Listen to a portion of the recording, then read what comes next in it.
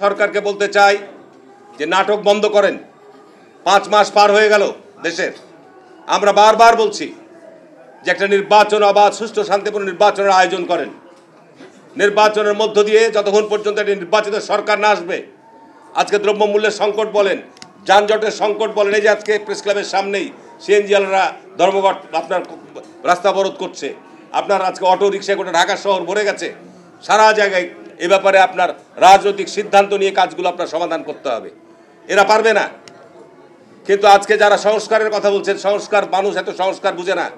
মানুষ চায় শান্তি, নিরাপত্তা, মানুষ চায় পেটে আপনার ক্ষুধার নিবারণের জন্য অন্ন, মানুষ চায় তাদের কর্মসংস্থান। আর মানুষ যেটি চায়, গত 15 বছর এই যে ফ্যাসিবাদ যারা কায়েম করেছিল, পুলিশের প্রায় 1000 লোক পুলিশ পালিয়ে গেছে। তারা যেহেতু সরাসরি বেআইনি কাজের সাথে জড়িত ছিল, পুলিশ যেহেতু এদেশের মানুষকে হত্যা করেছে, মিথ্যা মামলা দিয়েছে, তারা পালিয়ে গেছে। কিন্তু অন্যান্য সেক্টরের লোকরা কি পালিয়েছে? প্রশাসন, বিচার বিভাগের কিছু লোক, প্রধান বিচারপতি সহ কিছু লোক পালিয়েছিল, কিন্তু তারা এখনও বিদ্যমান রয়েছে। বিভিন্ন অফিস আদালতে এখনও বিদ্যমান রয়েছে। এই অন্তর্বর্তীকালীন সরকার কী সংস্কার করবেন? জাতির সামনে সুস্পষ্ট রূপরেখা দেন। একটা অবাধ সুষ্ঠু নিরপেক্ষ নির্বাচনের জন্য যেটুকু অগ্রাধিকার, সেটুকু আপনি ক্লিয়ার করেন। নির্বাচনে যদি আপনার মাইন্ড সেট আপ ঠিক থাকে, যারা রাষ্ট্রীয় ক্ষমতায় থাকবেন, এই পুলিশ প্রশাসন দিয়ে নির্বাচন অবাধ সুষ্ঠু করা সম্ভব। আর যদি আপনাদের মধ্যে কোনো অসৎ উদ্দেশ্য থাকে, তাহলে নির্বাচন সুষ্ঠু শান্তিপূর্ণ করা সম্ভব নয়। আমরা জাতীয়তাবাদী দলের পক্ষ থেকে ইয়ুথ ফোরামের পাশে আমরা আছি। আমরা শুধু এটুকু বলতে চাই, বাংলাদেশ জাতীয়তাবাদী দল, এদেশে জাতীয়তাবাদী শক্তি যে কোনো ষড়যন্ত্র রুখার জন্য প্রস্তুত আছে। আমরা অপেক্ষা করছি সরকারের কাছ থেকে ক্লিয়ার স্পষ্ট বক্তব্য জানতে চাই।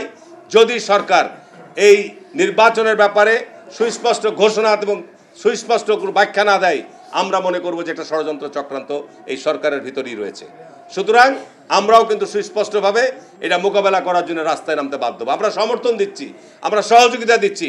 তার অর্থ এ নয় যে আপনি দীর্ঘসূত্রিতা করবেন।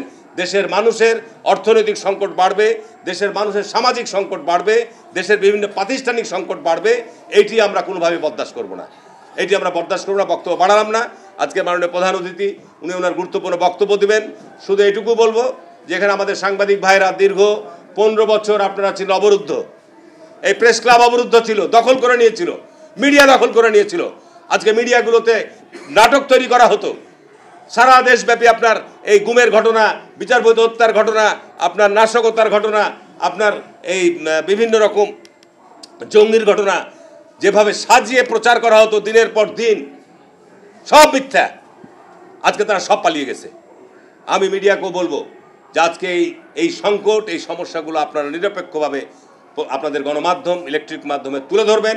আমি মনে করি যে যেহেতু গণমাধ্যমের মধ্য দিয়ে আমরা অনেক কিছু জানতে পারি, আমরা জানতে পারবো সব কিছু।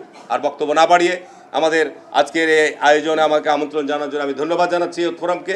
এবং ইনশাল্লাহ ভবিষ্যতেও এই ইয়ুথ ফোরামের মতো সংগঠনের জায়গা থেকে রাস্তায় এই সমস্ত দাবি